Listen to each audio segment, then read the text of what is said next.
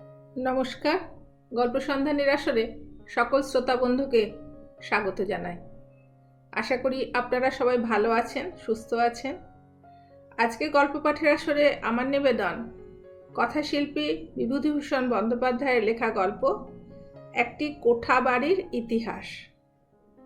আমার গল্প পাঠ যদি আপনাদের ভালো লাগে তাহলে আমার চ্যানেল গল্প সন্ধানীকে আপনারা সাবস্ক্রাইব করবেন, একটা লাইক দেবেন, কমেন্ট করবেন আর আপনার পরিচিতদের মধ্যে শেয়ার করবেন। শুরু করছি আজকের গল্প একটি কোঠাবাড়ির ইতিহাস। সন 1240 সাল সকালবেলা, কাল দোল পূর্ণিমা। কালীপদ চৌধুরী ব্যস্ত হইয়া উঠিয়াছেন। খই দই খাইয়া তিনি এখনই রওনা হইবেন। অক্ষয় মিস্ত্রিকে ডাকিয়া আনিয়া কোঠাঘরের আনুমানিক ব্যয় ঠিক করিতে হইবে। রামতারণ বাড়ুজ্যে কৃষ্ণনগর কোর্টের নকল নবিশ। গ্রামে অগাধ পয়সা প্রতিপত্তি, 2 পয়সা করিয়াছেন। গোলাপালা জমি জমাও করিয়াছেন। ছুটিতে রামতারণ বাড়ি আসিয়াছেন। চণ্ডীমণ্ডপে বসিয়া তামাক টানিতেছেন সকালবেলা। কালীপদ চৌধুরীকে দেখিয়া কহিলেন, কোথায় চললে হে? আগে কাকা, ওই অক্ষয় মিস্ত্রিকে একবার ডাকতে যাচ্ছি। কেন হে? অক্ষয় মিস্ত্রিকে কি হবে তোমার? কালীপদ আসিয়া বসিলেন চণ্ডীমণ্ডপের দাওয়ায়। বলিলেন, বাহ, এবার মিছরে গাছটাতে খুব বোল হয়েছে দেখছি। বসন্তের সকাল, একটু একটু ঠান্ডা বাতাস বহিতেছে, আম্রমুকুলের সুমিষ্ট সৌরভে ভরপুর। রামতারণ বলিলেন, আরবারও বোল হয়েছিল ভালো, কুয়াশাতে সব ঝাঁই পড়ে গেল। দেখো এবছর কি হয়। বোল তো ভালোই হয়, তবে টিকে থাকে না। বসো বাবা। এই সময় রামতারণের ভাইঝি একটা কাঁসা সাগুড়িতে চাল ভাজা, নারকেল কোড়া ও খানিকটা গুড় লইয়া আসিয়া বলিল, জ্যাঠামশাই খাবার খান। রামতারণ ব্যস্ত হয়ে পড়লেন, শৈলী, এই তোর কালীপদ দাদা এসেছে, বাড়ি গিয়ে তোর জ্যাঠাইমাকে বলগে তো। কালীপদ বলিলেন, না না কাকা, আমি এইমাত্র খই ধইকে বেরিয়েছি, আমায় যেতে হবে সেই পুবপাড়া। অক্ষয় মিস্ত্রিকে বাড়ি পাওয়া দরকার, আমি উঠি। না না, বসো বসো, 2টি চাল ভাজা খেলে তোমাদের মতন ছেলে ছোকরা মানুষের আর অখিদে হবে না। যা শৈলী, যা নিয়ে আয় তো। ভালোই উঠে বসো না। তুমি আজকাল সেই জমিদারি সেরেস্তাতেই কাজ করছো তো? আগে হ্যাঁ। একটু পরে শৈলী আর এক বাটি চাল ভাজা ও গুড় লইয়া আসিয়া কালীপদর সামনে রাখিয়া চলিয়া গেল। যে সময়ের কথা বলিতেছি, তখন পল্লীগ্রামেও অবিবাহিত কিশোরী মেয়ে গ্রামের তরুণ যুবক প্রতিবেশীর সহিত গুরুজনের সম্মুখে কথাবার্তা বলিতে পারিত না। শৈলী মেয়েটি বেশ স্বাস্থ্যবতী, দেখিতে শুনিতে ভালো, রঙও ফর্সা। চাহিয়া দেখিবার ও 2-1টি কথা কহিবার ইচ্ছা থাকিলেও কালীপদ সামলাইয়া গেলেন। রামতারণ জিজ্ঞাসা করিলেন, তারপর অক্ষয় মিস্ত্রির কাছে কে মনে করে? 2টো পাকা ঘর করব ভাবছি কাকা। রামতারণ একটু বিস্মিত না হইয়া পারিলেন না। সেদিনের ছেলে কালীপদ, ওর বাবা পয়সা রাখিয়া যায় না মৃত্যুকালে।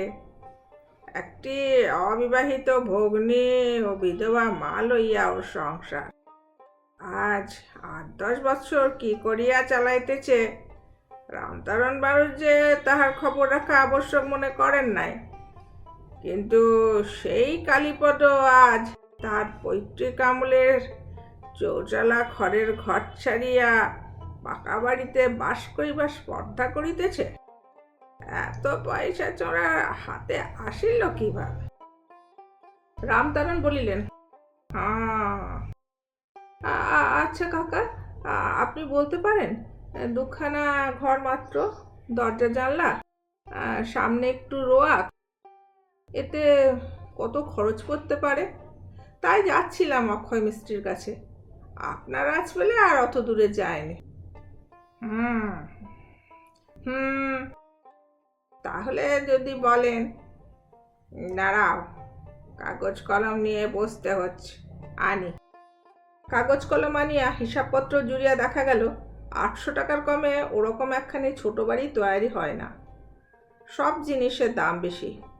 ইটের হাজার 7 টাকা, 10.5 আনা সিমেন্টের বস্তা, রাজমিস্ত্রির মজুরি 10 আনা, পেটেল মজুরের 4 আনা হইতে 5 আনা। রামতরণ ভাবিয়াছিলেন, খরচের হিসাব পাইলে ছোড়ার চুলবুলানি ভাঙিয়া যাইবে। কিন্তু দেখা গেল তাহা নয়, ছোঁড়া দমিল না, বরং বলিল, 800 টাকা তো, না হয় শখানেক টাকা এদিক ওদিক হতে পারে, কি বলেন? তাহলে পাঁজি দেখে একটা শুভ দিন দেখে দিন কাকা, সূত্র ফেলা যাক। রামতরণ বলিলেন, তা একদিন দেখো, এখন ওটা করছো বড় আনন্দের কথা। তোমাদের উন্নতি দেখলে মনে বড়ই আনন্দ হয় বাবা। আহা, আজ যদি তোমার বাবা বেঁচে থাকতেন, সবই ভাগ্য। কালীপদ রামতারণ বাড়ুজ্যের পদধূলি লইয়া বলিলেন, আপনি আশীর্বাদ করুন কাকা, যেন মাকে অন্তত কোঠা ঘরে শোয়াতে পারি। আপনাদের আশীর্বাদ। হবে বাবা, হবে, হবে বই কি। তবে 1000 টাকা ট্যাকে গুঁজে তারপরে কাজে হাত দিও। দেখো যেন অর্ধেক হয়ে পড়ে না থাকে, বড় শক্ত কাজ। ছেলে মানুষ কিনা, তাই বলছি। আগে আপনার সঙ্গে পরামর্শ করে সব করব। আমার আর কে আছে আপনাদের 5 জন ছাড়া? কত কষ্টে মানুষ হয়েছি বাবা মারা যাওয়ার পরে, সবই তো জানেন। কোনোদিন খাওয়া জুটেছে, কোনোদিন জোটেনি। ছেঁড়া কাপড় তালি দিয়ে মায়ে পয়ে পড়েছি, দুধ খেয়ে মুখ দেখিনি কোনোদিন। হ্যাঁ হ্যাঁ, তোমার ভগ্নিটি তো প্রায় 11 বছরে পড়লো, আর তো ঘরে রাখা যায় না। এবার ওর একটা বিয়ের জোগাড় করো। পল্লীগ্রাম জায়গা, লোকে কি বলবে না বলবে। বাড়ি না হয় 2 বছর পরে করো, ভগ্নির বিবাহটি আগে দাও। তাও সন্ধান দেখছি কাকা, ও বলে এসে বলবো এখন। আচ্ছা, উঠি তাহলে এখন। কালীপদ চৌধুরী চলিয়া গেলেন। রামতারণ বাড়ুজ্যের সকালটা মাটি হইয়া গেল। না, আজ আর কোনো কাজ করা চলবে না। এই কক্ষণে যে তিনি চণ্ডী মণ্ডপে তামাক খাইতে বসিয়াছিলেন। রামতরণ বাড়ুজ্যে অন্যভাবেও 2-1 বার বাধা দেবার চেষ্টা করিয়াছিলেন। একবার মিস্ত্রিদের কাজ করা বন্ধ করিবার চেষ্টা করিয়াছিলেন, আর একবার অন্য কি একটা যেন করিয়াছিলেন। কিন্তু কালীপদ চৌধুরীর কোঠাবাড়ি তাহাতে বন্ধ হয় নাই। অবশেষে যেদিন সুন্দর 2 কুঠারি পাকা ঘর নির্মাণ শেষ করিয়া কালীপদ চৌধুরী গৃহপ্রবেশ উপলক্ষে গ্রামের ব্রাহ্মণদের নিমন্ত্রণ করলেন, বাস্তুপূজা ও সত্যনারায়ণের সিন্নির আয়োজন করিলেন, রামতারণ সেদিন তাহার কর্মস্থল গোয়ারিতে। বংশের প্রথম কোঠাবাড়ি। কালীপদ চৌধুরীর মা সেই রাত্রিতে এ ঘরে প্রথম শুইলেন। জ্যোৎস্না রাত্রি, বর্ষাকাল। মনে পড়িল, এই বর্ষার দিনে ঘরের ঘরে জল পড়িত মটকা দিয়া। গরিব স্বামী কখনো সে দুঃখ ঘুচাইতে পারেন নাই। আজ উপযুক্ত ছেলে সে খড়ের জ্বালার জায়গায় পাকা ঘর তুলিত। আজ যদি তিনি বাঁচিয়া থাকিতেন। জগদম্বা দেবী সে রাত্রে আদৌ ঘুমাইতে পারিলেন না।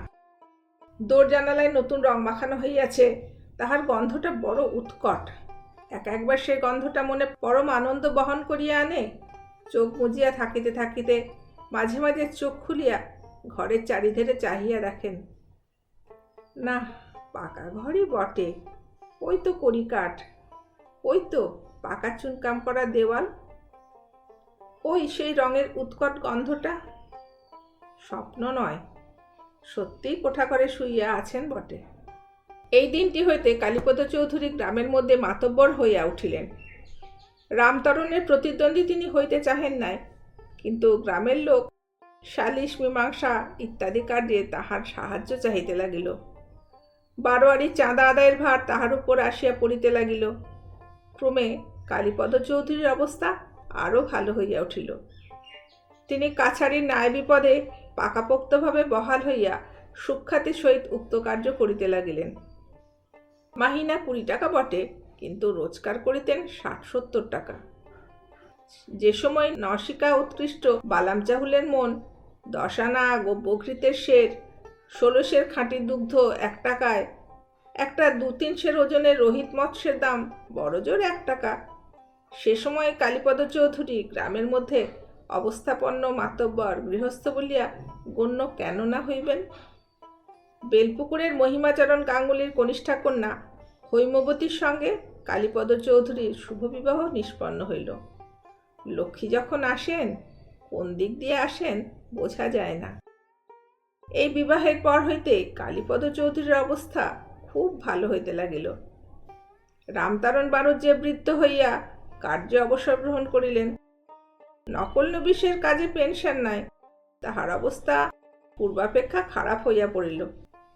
তবে একেবারে গরিব তিনি কোনোদিনই হইয়া পড়েন নাই, কারণ হুঁশিয়ার রামতারণ অনেক জায়গা জমি করিয়া লইয়াছিলেন। বছরের ধান গোলায় মজুদ থাকিত। কালীপদ চৌধুরীর একটি ছেলে ও 3টি মেয়ে। ছেলেটি গ্রাম্য পাঠশালায় পড়িবার পরে কিছুদিন বাড়ি বসিয়া জমিদারি সেরেস্তার কার্য শিখিতেছিল, কিন্তু এক বন্ধুর পরামর্শে তাহাকে দূরবর্তী মহকুমার ইংরেজি স্কুলে ভর্তি করিয়া দেওয়া হইল। ইংরেজি লেখাপড়ার চাল তখন গ্রামে প্রবেশ করিয়াছে। 2-3টে ছেলে এন্ট্রান্স পাশও করিয়াছে। রামতারণ বানুজ্যের বড় নাতি তাহাদের অন্যতম। 1280 সাল কালীপদ চৌধুরীর ছেলে সুকুমার চৌধুরী দেশেই হোমিওপ্যাথিক ডাক্তারি করিয়া 2 পয়সা উপার্জন করিতেছে। কালীপদ চৌধুরীর বয়স 64 কোঠায় ঠেকিয়াছে। রামতারণ বানুজ্যে অতি বৃদ্ধ অবস্থায় এখনো বাঁচিয়া আছেন, তবে নড়িয়া চড়িয়া বেড়াইবার আর ক্ষমতা নাই। তাহার ছেলেরা চাকুরি করিতেছে, আবার বাড়ি হইবে। সুকুমারের সময় নাই, সে পয়সাওয়ালা ডাক্তার। বৃদ্ধ কালীপদ চৌধুরী ছোটাছুটি করিয়া বেড়াইতেছেন। কোথায় চুন, কোথায় সিমেন্ট। 2টো বড় সেগুন গাছ কাটাইয়াছেন সর্বপরামাণিকের বাগানে। মুর্শিদাবাদ হইতে করাত টানিবার মিস্ত্রি ও ছুতার মিস্ত্রি আনাইয়া সেই বাগানেই কাঠচেরাই ও দরজা জানলা, কড়িবর্গা ইত্যাদি তৈরি হইতেছে। ছেলে বাড়ি দোতলা করিবে, পূজার দালান তৈরি করিবে, পুকুর কাটাইবে। বৃদ্ধের উৎসাহের সীমা নাই। অতিবৃদ্ধ রামতারণ 89 বলিলেন, কে? কাকা, আমি কালীপদ। এসো বাবা, এসো। কি মনে করে? শুনলাম আপনি নাকি কখানা পুরনো কড়ি বিক্রি করবেন। কার বাড়ি? আগে বাড়ি না, কড়ি, ঘরের কড়ি বিক্রি আছে শুনলাম আপনার এখানে। কেন? এই সুকুমার বাড়িটা দোতলা করবে, আর বলছে পুজোর দালানটা করবে সঙ্গে সঙ্গে। মহামায়ার কৃপা সবই, যদি তাকে এবার আনা যায়। আর আমার তো এখন গেলেই হয়। আপনাদের কোলে পিঠে মানুষ হলাম, আমরাই বুড়ো হয়ে গেলাম। এখন ওদের সব নাতি 2টো আছে ধুলোগুঁড়ো বংশের। আশীর্বাদ করুন যেন ওরা মানুষ হয়ে বংশের নাম রাখে। বসো বাবা, বসো। সুকুমার হিরে টুকরো ছেলে, তা বাড়ি করবে বই কি, 2 পয়সা রোজগারও করছে। আর আমার ওই বাঁদরগুলো মানুষ হলো না। পুরনো করি আছে, নিয়ে যেও। ও আমার সে পৈতৃক আমলের বাড়ির করি, নিয়ে যেও। দর যা হয় একটা ঠিক করে দেব। কালীপদ বিদায় লইলে রামতারণ বানুর যে দীর্ঘশ্বাস ফেলিলেন। হ্যাঁ, খাইতে পাইতো না ওই কালীপদ চৌধুরী। ওর মা লোকের বাড়ি রাঁধুনির কাজ করিয়া ছেলেকে মানুষ করিয়াছিল। তুমি তো সবই জানেন। আজ তাহার ছেলে দোতলা কোঠা তুলিতেছে, আবার পুজোর দালান তুলিয়া দুর্গোৎসব করিবে বলিয়াও শাসাইয়া গেল। সবই অদৃষ্ট। 3 মাসের মধ্যে সুকুমারদের দোতলা বাড়ি উঠিল বিস্তর ছোটাছুটির পরে। একখানা মনের মতো বাড়ি তুলিতে সোজা হাঙ্গামা নয়। চুন সুরকি ইট কাঠ জোগাড় করিতে এই 3 মাস পিতা পুত্রের সময়ে স্নান হয় নাই, সময়ে আহার হয় নাই। খুব ধুমধামে গৃহপ্রবেশ হইল। রামতারণ বাড়ুজ্যে চিড়ে দইয়ের ফলার করিয়া গেলেন। আবার সেই আশ্বিন মাসে সুকুমারদের বাড়ির প্রথম দুর্গোৎসবে খিচুড়ি মাংস খাইলেন, কবির গান শুনিলেন। পরপর এত আঘাত বোধহয় অতিবৃদ্ধ রামতারণের সহ্য হইল না। সেই অগ্রহায়ণে শীতকালের সময়ে সামান্য 2 দিনে জ্বরে তাহার দেহান্ত ঘটিল। সুকুমার পৈতৃক ভিটাতেই দোতলা বাড়ি উঠাইয়াছিল। তাহার পিতা প্রথম যৌবনে সর্বপ্রথম যে একতলা ক্ষুদ্র বাড়িটি তোলেন ভিটাতে, যে বাড়িটা একসময় রামতারণ বাণুজ্যের মনে কত ঈর্ষার সঞ্চার করিয়াছিল, সে বাড়িটার আদর কমিয়া গেল। দোতলা বাড়ির পিছনে সেটা অনাদৃত অবস্থায় জিনিসপত্র রাখিবার ভাড়ার ঘর এবং 2-1 আশ্রিতা দুঃসম্পর্কীয় আত্মীয়াদের শয়নঘর হিসেবে ব্যবহৃত হইতে লাগিল। হ্যাঁ, কেবল একটি কথা, বাড়িতে সত্যনারায়ণ পূজা সিন্নি বিতরণ করা হইলে তাহা ওই পুরানো কোঠা বাড়িতেই হইয়া থাকে। সুকুমার ডাক্তার হিসাবে নাম করিল ভালো। অনেক দূর হইতে লোকে রোগী দেখাইতে আসে। যাহারা আসে তাহারা একবার ডাক্তারবাবুর নতুন দোতলা বাড়ি দেখিয়া যায়। পূজার দালান তো গ্রামে মোটে ওই একটি।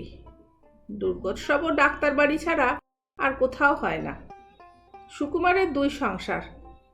প্রথম পক্ষের কোনো সন্তানাদি হয় নাই। দ্বিতীয় পক্ষের স্ত্রীর পরপর 4-5টি ছেলে মেয়ে হইল।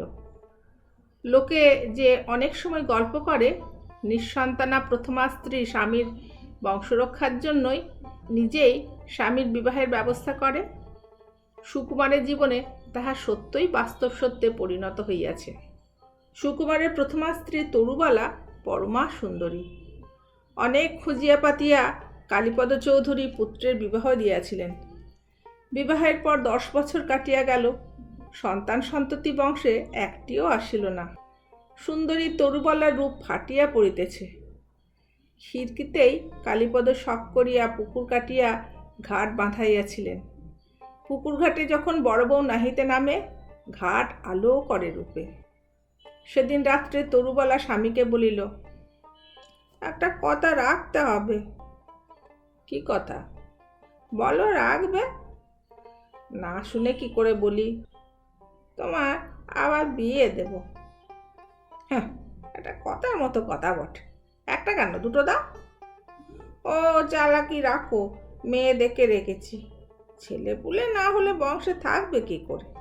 পয়সা করি রোজগার কার জন্যে? কথাটা সত্যি ভেবে দেখেনি। না, বিয়ে করা দরকার হয়ে পড়েছে দেখছি। তুমি যতই চালাকি করো, আমি কিন্তু জানি বাবার মন খুব খারাপ। বংশে বাতি দিতে কেউ না থাকলে তার মন খারাপের হবারই তো কথা। এসব তোমার মনের কথা? নিশ্চয়। তুমি কি ভাবো আমি ঠাট্টা করছি? সুকুমার সেবার কথাটা যতই ঠাট্টা করিয়া উড়াইয়া দিক, অবশেষে পুনর্বার বিবাহ তাহাকে করিতেই হইল। দ্বিতীয় স্ত্রীর নাম নীরজা সুন্দরী। দেখিতে নিতান্ত মন্দ নয়, বেশ স্বাস্থ্যবতী ও শান্ত স্বভাব। বিবাহের 3 বৎসর পরে একটি কন্যা ও আরও 2 বৎসর পরে একটি পুত্র সন্তান জন্মগ্রহণ করিয়া ডাক্তার বাড়ি আলো করিল। তরুবালা সর্বদাই দোতলা ঘরে ছেলেটিকে লইয়া বসিয়া থাকে। কেউ আসিলে গর্বের সঙ্গে বলে, এই দেখো পিসি, আমার ছেলে। একবার একটি মন্থরা জুটিয়াছিল। সে পুরী পাশের বাড়ির শ্যামাপদ বাড়ুজ্যের মা। বড় লোকের বউ তরুবালার খোসামত করিয়া কখনো দুধ, কখনো পাটালি, কখনো একখানা নতুন কাপড়, কখনো বা 1 কাঠা সোনামুগের ডাল হাতাইয়া যাইত। সেদিন তরুবালা অমন বলিতেই বুড়ি বলিল, আহা, বড় বৌমা যা কাণ্ড। তরুবালা বলিল, কেন খুড়িমা? সতীন পর দেখা পেয়েছ, নিজের ছেলে সোয়াদ তো পেলে না? আহা মা, দুধের সোয়াদ কি ঘোলে মেটে? কেন? আহা, তোমার মুখের দিকে চাইলে কষ্ট হয়। কথায় বলে সতীন কাঁটা, তার খোকা। তোমার তাতে কি? বড় হয়ে ও কি তোমায় ভালো চোখে দেখবে? এই দিন হইতে তরুবালা তাহাকে এড়াইয়া চলিত। ক্রমে নীরজা সুন্দরী আরও 3টি পুত্র সন্তানের জননী হইল। কনিষ্ঠ পুত্রটি লেখাপড়ায় ভালো হইয়া উঠিল, সব পরীক্ষায় বৃত্তি পায়, সব বিষয়ে সমান জানে শোনে। গ্রামের মধ্যে অমন ছেলে দেখা যায় না ইতিপূর্বে। বৃদ্ধ কালীপদ তো নাতিকে পলকে হারায় এমন অবস্থা। নাতির কথা সকলকে গর্ব করিয়া বলিয়া না বাড়াইলে তাহার দিন কাটে না। যে বৎসর ছেলেটি এন্ট্রান্স পরীক্ষায় বৃত্তি পাইল, সুকুমারের প্রথমা পত্নী তরুবালা সেবার বৈশাখ মাসে স্বামীর পায়ে মাথা রাখিয়া সৎ ছেলে মেয়েগুলিকে কাঁদাইয়া অকালে স্বর্গারোহণ করিল। তরুবালার মৃত্যুতে গ্রামের এমন লোক ছিল না যে চোখের জল ফেলে নাই।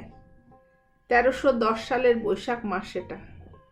তারপর অনেক দিন কাটিয়া গেল, অনেক সুখ দুঃখের ঝড় বইয়া গেল সংসারের উপর দিয়া। সুকুমারের ছেলে অনাথ বন্ধু ফাইন্যান্স ডিপার্টমেন্টে ভালো চাকরি পাইয়া দিল্লি চলিয়া গেল। অন্য 2টি ছেলের মধ্যে একটি উকিল ও অন্যটি ডাক্তার হইয়া কলিকাতায় প্র্যাকটিস শুরু করিয়া দিল।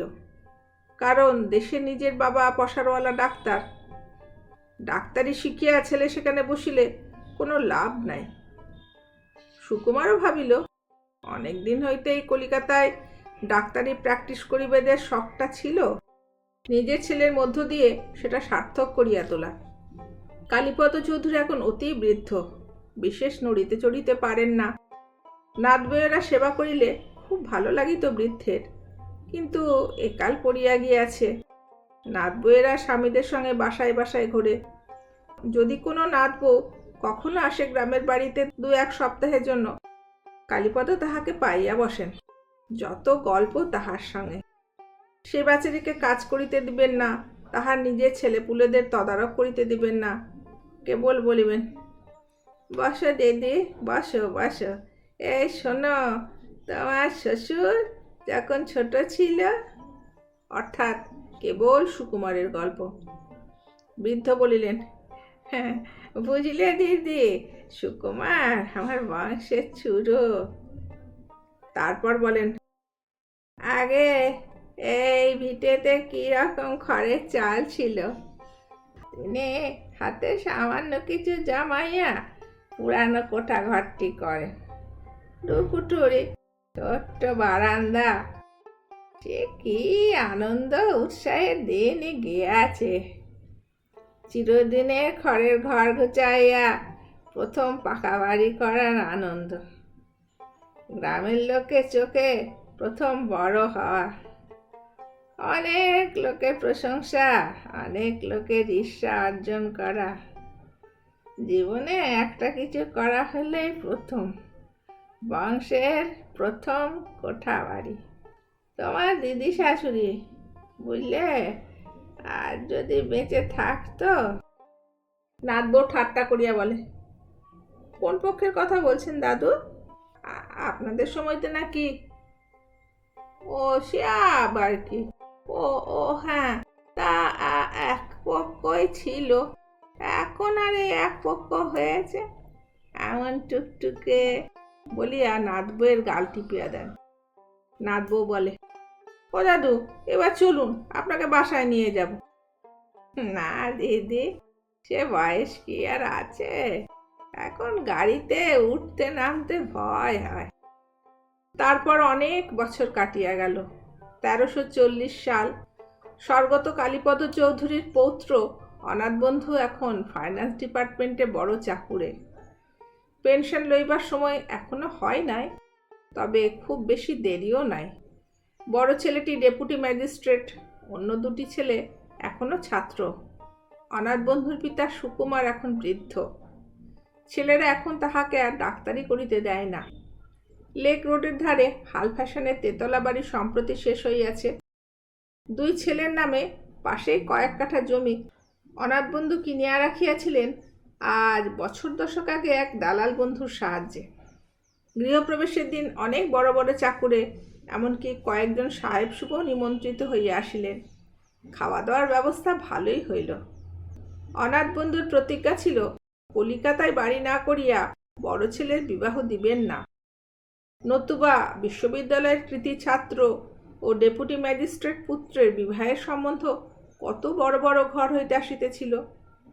এইবার বাদুর বাগানের বিখ্যাত গাঙ্গুলি পরিবারের মেয়ের সহিত শুভদিনে পুত্রের বিবাহ দিয়া অনাথ বন্ধু হাঁপ ছাড়িয়া বাঁচিলেন।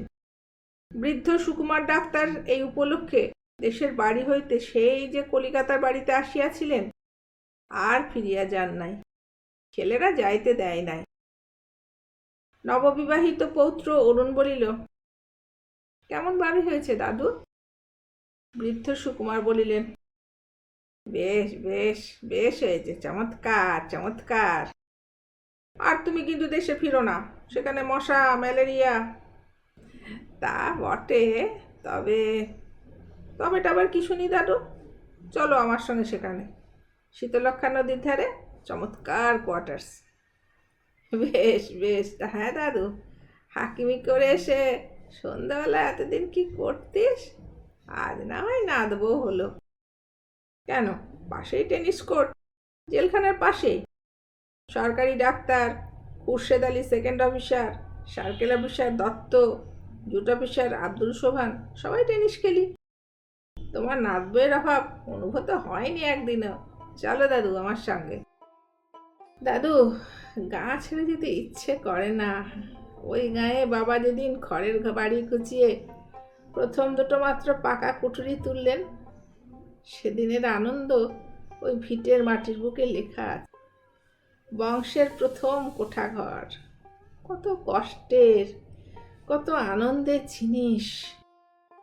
ওই ভিটেতে আমার প্রথম স্ত্রী, তোমার বড় ঠাকুমা। এই সময়ে অরুণের ভাই তরুণ আসিয়া ডাকিল, দাদা ওপরে যাও, টেলিফোনে কে ডাকছে। 1350 সাল। স্বর্গত সুকুমার চৌধুরীর গ্রামের ভিটা বনে জঙ্গলে ঢাকিয়া গিয়াছে। দোতলা কোঠার দেওয়ালে বড় বড় ডুমুর ও অশ্বত্থ বৃক্ষ। লোকে বলে ডাক্তারের ভিটায় দিনমানে বাঘ লুকাইয়া থাকিতে পারে। গত 8 বৎসর এ ভিটায় পুত্র নাতিরা কেহই আসে নাই। জানলা দরজার অনেকগুলি লোকে খুলিয়া লইয়া গিয়াছে। স্বর্গত কালীপদ চৌধুরীর তৈরি প্রথম আমলের সেই একতলা বাড়ির ছাদ কয়েক বৎসর বর্ষার জল খাইয়া ধসিয়া পড়িয়া গিয়াছে। জীর্ণ দেওয়াল দাঁড়াইয়া আছে মাত্র। সাপের ভয়ে আজকাল ডাক্তারের ভিটার ত্রিসীমানা কেহ মারায় না। নমস্কার, আজকের মতো গল্প পাঠ এখানেই শেষ করলাম। সকলে ভালো থাকবেন।